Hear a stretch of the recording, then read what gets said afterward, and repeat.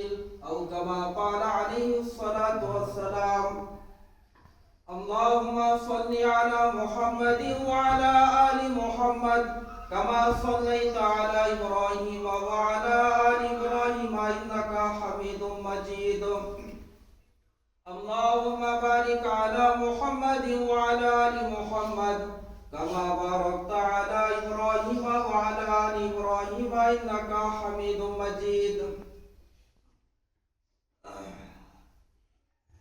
इस मौके पे जो हम जमा हुए हैं, यह हमारे लिए बहुत ही खुशी का मौका है ना भाई?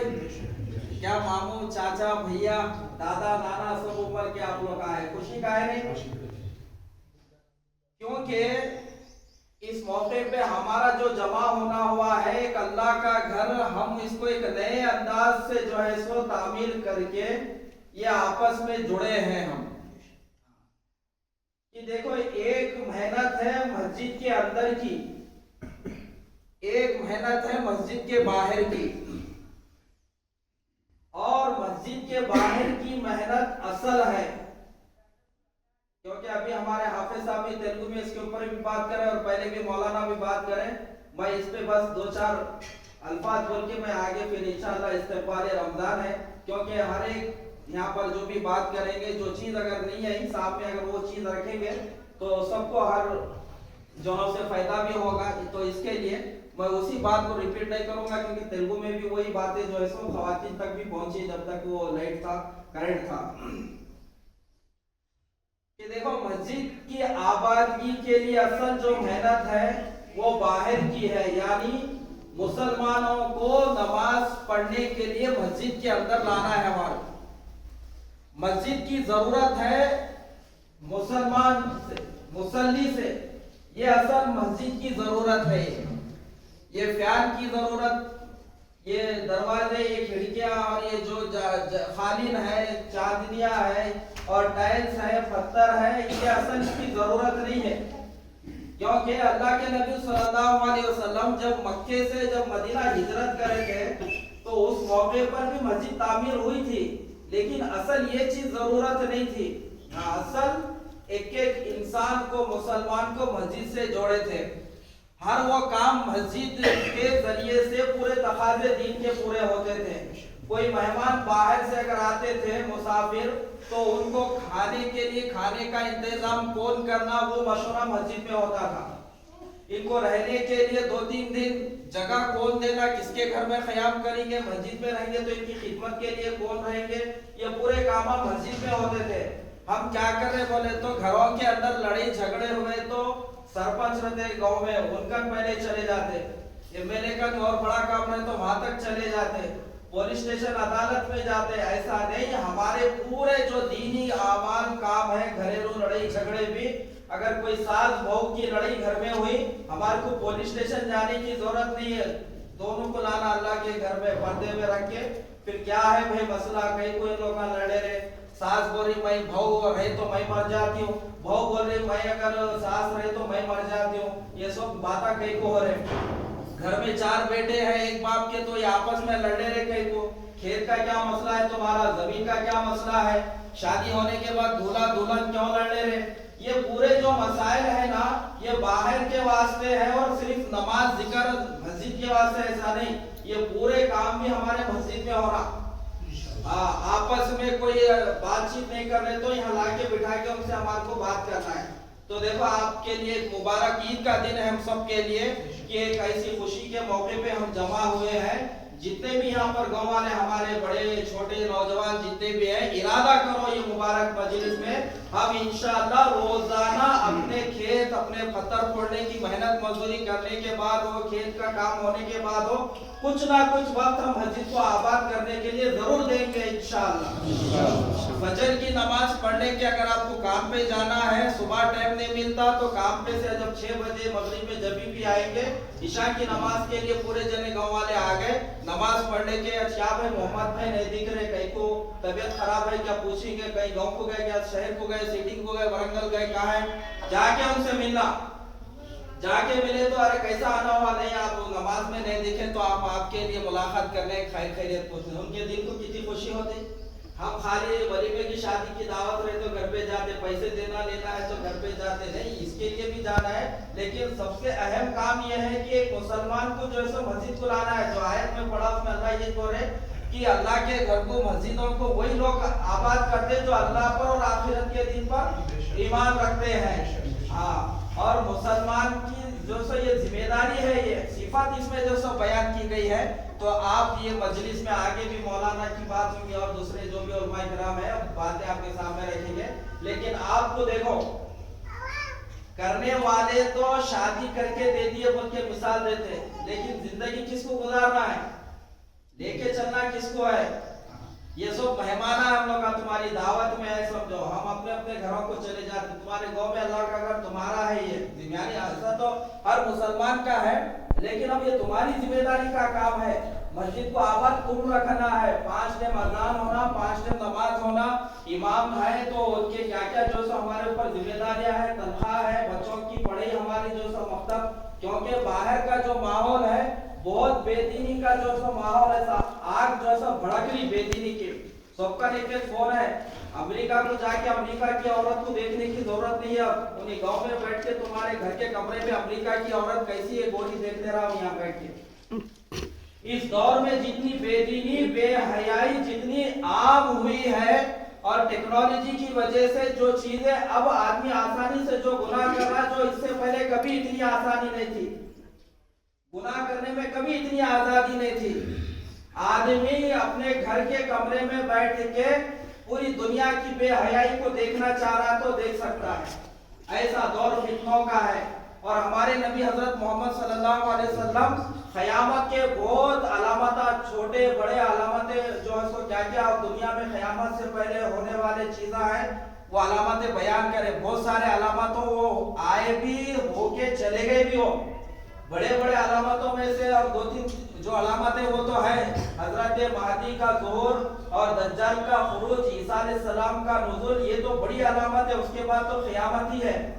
लेकिन अल्लाह के नबी सल्लल्लाहु अलैहि वसल्लम क़यामत से पहले जो जमीन के ऊपर जो फितने उठेंगे, जो काम होंगे, वो तमाम चीजें जो बताए उसमें से एक ये है, जिना आम हो जाएगा। क्या हो जाएगा? जिना आम हो जाएगा। हाँ, मजलिस तहफ़्फ़ुज़ खत्मे नबूवत के जो जनरल सेक्रेटरी है मौलाना अरशद अली कासमी साहब, आप लोग जानते हैं, तो उन्होंने जो है सो मजलिस में यहाँ तक के जो इसके ताल्लुक से बयान करे हुए हैं कि क़यामत से पहले इतना जिना आम हो जाएगा, रास्ते में लोग कर लेंगे जिना। तो उस दौर का अल्लाह वाला, मुत्तकी, पीरी मुरीदी वाला, तबलीगी वाला, जैसे अपने अल्लाह वालों के सोहबत में रहेंगे, जैसा इनकी हमारी पहचान है दरमियान में, तो उस दौर का अल्लाह वाला कौन रहेगा? जिना इतना आम हो गया तो उन्हें बोलेगा जरा रास्ते में से हटो जी, रास्ते में से हट के कर लो ना, हमारा रास्ता आने जाने छोड़े तो बस है। इतना खतरनाक माहौल और जमाना दौर आने वाला है। क्या आज नहीं हो रहे? क्या औरतों के कपड़े मुख्तसर नहीं हो गए? अच्छा, खाली बहरों के हो गए, हमारे नहीं हो गए? हमारी बच्चियां जीन्स टी शर्ट पहन के टिकटॉक पे वीडियो नहीं बना रही? पूरी दुनिया देख रही है। जिना में मुब्तला सिर्फ गैर मुस्लिम के बच्चे हैं। पार्कों में डेट पे मुंह काला करने खाली शंकर की, पार्वती की बेटा बेटी जा रही, रमेश जा रहा, रवि जा रहा, महेश जा रहा, उसकी बेटी जा रही। क्या फातिमा नाम की बच्ची बुर्खा पहन के पार्क में मुंह काला नहीं कर रही? कितने वीडियो बता के रोका, उलमा इकराम बता रहे, समझा रहे, हम खुद वो चीजें देख के उनको समझा के भिजा रहे। तो अल्लाह के नबी सल्लल्लाहु अलैहि वसल्लम यहाँ तक के बोले, बनी इसराइल में जो कुछ हुआ था मेरी उम्मत भी बराबर उनके नक्शे कदम पे चलेगी। यहाँ तक बनी इसराइल में कोई अपनी सगी माँ से अगर जिना करा था तो मेरी उम्मत में भी ऐसा शख्स होगा जो अपनी सगी माँ से जिना करेगा।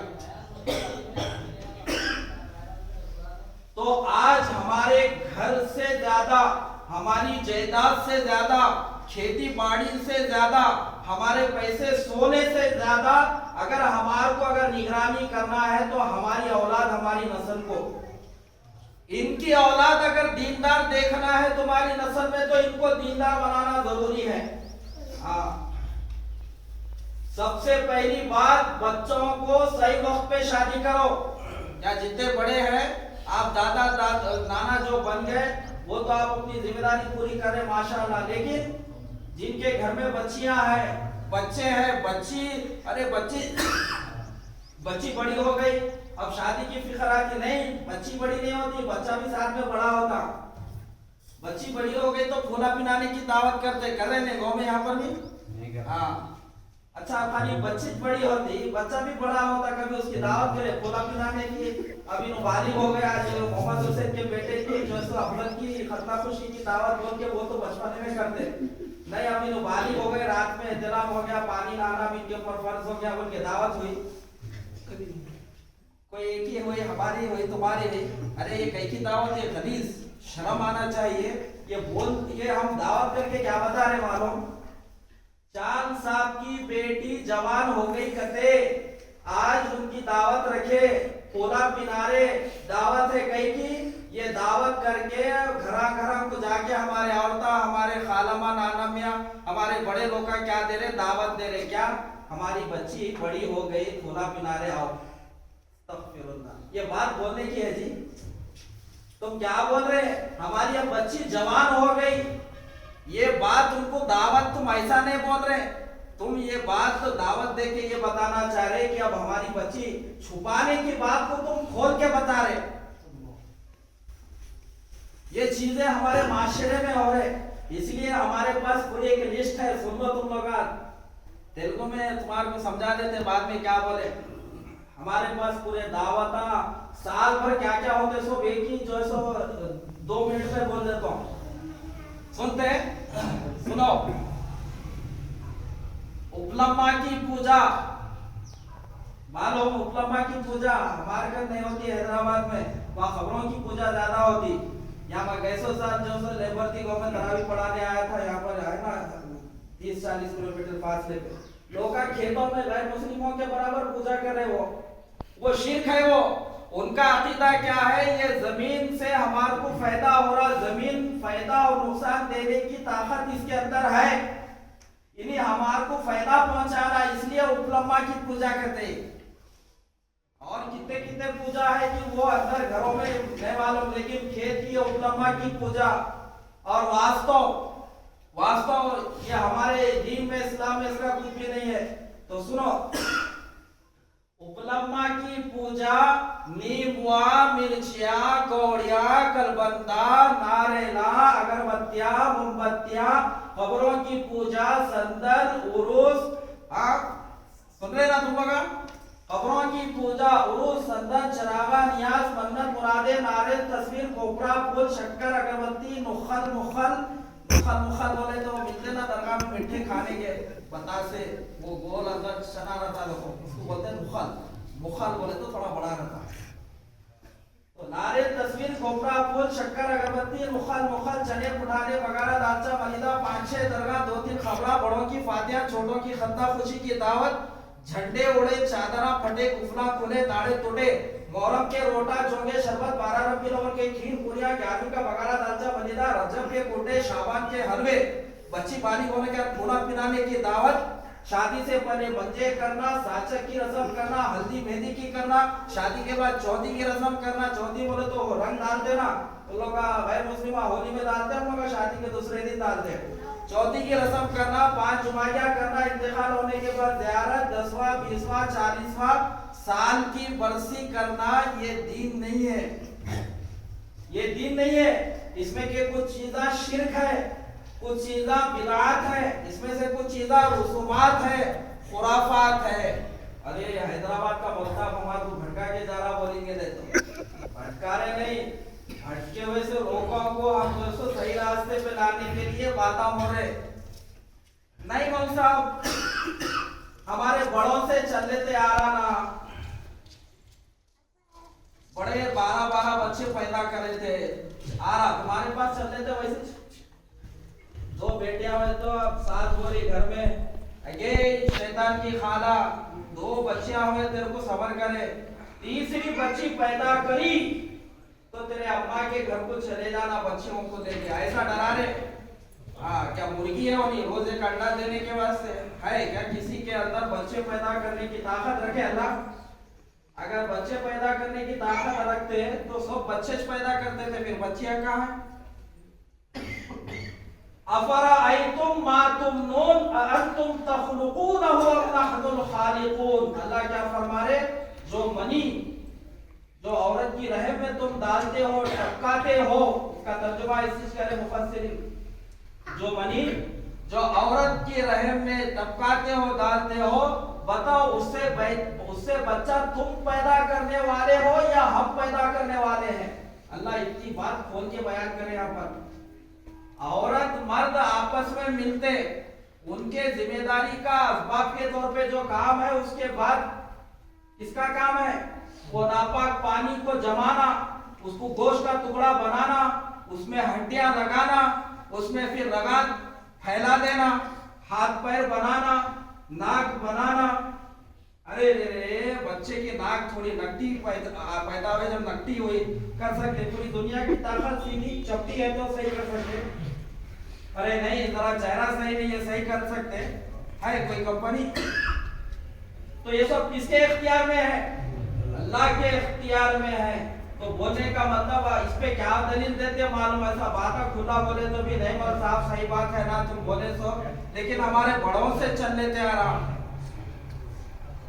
सुनो, कुरान किसके ऊपर नाजिल हुआ, हमारे बड़ों पे, दादा के ऊपर 12 पारे, दादी के ऊपर 18 पारे नाजिल हुए। क्या दीन किसके ऊपर मुकम्मल हुआ, अल-यौमा अकमलतु लकुम दीनकुम व अतममतु अलैकुम निअमती व रदीतु लकुम अल-इस्लाम दीना। ये कुरान की आयत हमारे नबी सल्लल्लाहु अलैहि वसल्लम जब जिंदगी का जो आपका आखिरी हज था, जिसमें हजारों की तादाद में सहाबा उस सफर में साथ थे, अरफात के मैदान में जुमा के दिन असर और मगरिब के दरमियान के वक्त में ये आयत नाजिल हुई।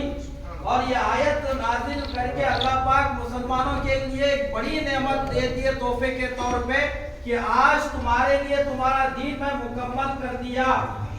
अब क़यामत तक वही दीन अल्लाह के नजर में, अल्लाह के यहाँ पर दीन है जिसको अल्लाह ने दीन कहा हो। हमारे नबी सल्लल्लाहु अलैहि वसल्लम जो बोले, जो करे और जो काम करते हुए आप देखे खामोश बैठे, ये तमाम चीजें सुन्नत है, हदीस है, ये दीन है। हमारे बाप दादा जो करे, हमारे बाप दादा जो बोले, हमारे बाप दादा जो करने का हुक्म दिए, वो दीन नहीं है। जब इब्राहिम अलैहिस्सलाम दावत दिए तौहीद की अपनी कौम को, अरे देखो ये बुतों की मूर्तियों की पूजा क्यों कर रहे, तुम्हारे बातें बोले सो सुनते नहीं, लोग देखते नहीं, तुम्हारे नफा नुकसान देने की इनके अंदर तुम्हारे लिए नफा नुकसान की कोई ताकत भी नहीं है। तो वो कौम क्या बोली मालूम है, जैसा हम बोलते ना, नहीं ऐसा बड़ों की फातिहा, शाबान के महीने में बड़ों की फातिहा आए, घरों को मुर्दे किसके किसके आए, खबरों में से उठ के बड़ों की करे, कोई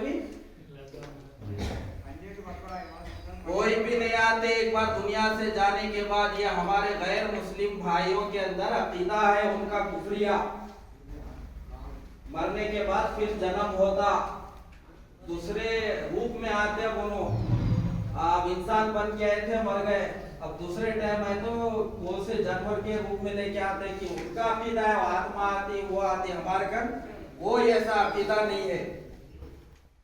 एक आलम दुनिया है, एक आलम आखिरत है, उसके दरमियान की जिंदगी का नाम है आलम बरज़ख। एक जन्नत, ये जहन्नम, उसकी जिंदगी एक है। अब ये दुनिया की दरमियान की जो जिंदगी, मरने के बाद कोई भी जन्नत में जहन्नम में नहीं जाता, वो तो क़यामत के दिन हशर का मैदान कायम हो जाएगा, फिर नामे आमाल दिया जाएगा, फिर उसका फैसला सुना दिया जाएगा, जन्नत में कौन जाने वाला, जहन्नम में उसके बाद है। वो मरने के बाद एक आलम है जिसको आलम बरज़ख कहा जाता है, क़यामत तक वो रूहें वहां पर रहेंगी। अच्छी रूहें जो है वहां पर उनके साथ में अच्छा मामला शुरू होगा, उनके लिए जन्नत की हूरें बताई जाएंगी, जन्नत से हवाएं आएंगी, उनके लिए वहां के मेवे ठिकाना बताया जाएगा। और जो बुरी रूहें हैं, बद है, जो गुनहगार है, उनके लिए वहां के अज़ाबात वगैरह ये चीजें जो है बताई जाएंगी। तो ये याद रखो, ये जो हमारे माशरे में हो रहा है तो ये दीन नहीं है, इसको छोड़ो। तो इब्राहिम अलैहिस्सलाम तौहीद की दावत दिए तो फिर उनकी कौम क्या बोली, कालू वजदना आबाना लहा आबिदीन, ऐ इब्राहिम हम हमारे बाप दादाओं को, हमारे अकाबिरीन को, हमारे बड़ों को यही काम करते हुए देखा, इसलिए हम भी कर रहे हैं। उनको भी यही दलील दिए। तो इसके लिए मेरे अजीज भाइयों, बुजुर्गों और दोस्तों, मैं अपनी बात जो है खत्म कर रहा हूँ, क्योंकि और भी आगे दूसरों को मौका देना। तो बोलने का मतलब ये है, ये जो मस्जिद हम जो है तामीर करें, आबाद करने के लिए रोज आपको वक्त निकालना है। अब तो रमजान का महीना भी हमारे दरमियान में आ रहा है, ज्यादा से ज्यादा वक्त जो है सो मस्जिद में गुजारने की जो सो कोशिश करो। शहरी में सब मुसलमान को उठाओ, रोजा कौन है कौन नहीं है हमारे को उसका इल्म होना। बिला शरई उज़ुर के अगर कोई मुसलमान रोजा छोड़ता है तो फिर इस्लामी हुकूमत जहाँ पर है उसको कत्ल करने का हुक्म है। क्या करना? हमारे पास तो इस्लामी हुकूमत नहीं है।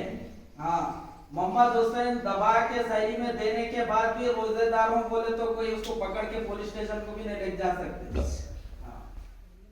थोड़े लोग क्या करते मालूम, शुरू के बड़े बड़े 3 रहते कहते, फिर बाद के 3 रह के 30 में मिल जाते कहते। बड़े बड़े रोजेदार 3 बड़े बड़े रहते कहते, वो पूरे 30 रहते सो लोग छोटे शहर, इन्हों 3 रह के 30 में मिलते कहते। इन्हें मोहम्मद हुसैन को 3 दिन खिला के 27 दिन भूखा रखो, इन्हें 30 में नहीं, इन्हें खबरस्तान में मिल जाता। फिर शॉर्टकट नहीं करना कभी भी। हाँ, वो हमारे ख्वाजा मोइनुद्दीन साहब गरबा कुर्ती वाले, उनको मशहूर उनके बयानत में हिस्सा भी रमजान का महीना आने से पहले वाकया बोलते थे। उन्होंने एक नई शादी हुई कहते, उनके दामाद का नाम रमजान था। तो रमजान का महीना आ रहा बोले तो फिर रोका, बोले तुम्हारे सर के जो फतर पड़ने वाले फिर अल्लाह के रास्ते में जाके जिंदगी बदले, उनके जरिए से हजारों लोग जो है सो तौबा करे, दीन के काम में लगे। तो लोगों को बोले कहते रमजान आने वाला है, क्या लेके आने वाला है? कुछ भी नहीं, भूखा रखने वाला है। अम्मा हमको हम फतर पड़ने वाले, हम भूखा रहे तो कैसा? फिर और भूखा ही नहीं, प्यासा भी रखने वाला है। अम्मा हमारे को प्यास लगती, पानी पीना पड़ता हमारे को, उतना ही नहीं, थूकना भी नहीं, थूकना भी नहीं। अम्मा थूकना नहीं फूकना नहीं, तो फिर कैसा दिन गुजरेगा हमारा? कब आता? चांद देख के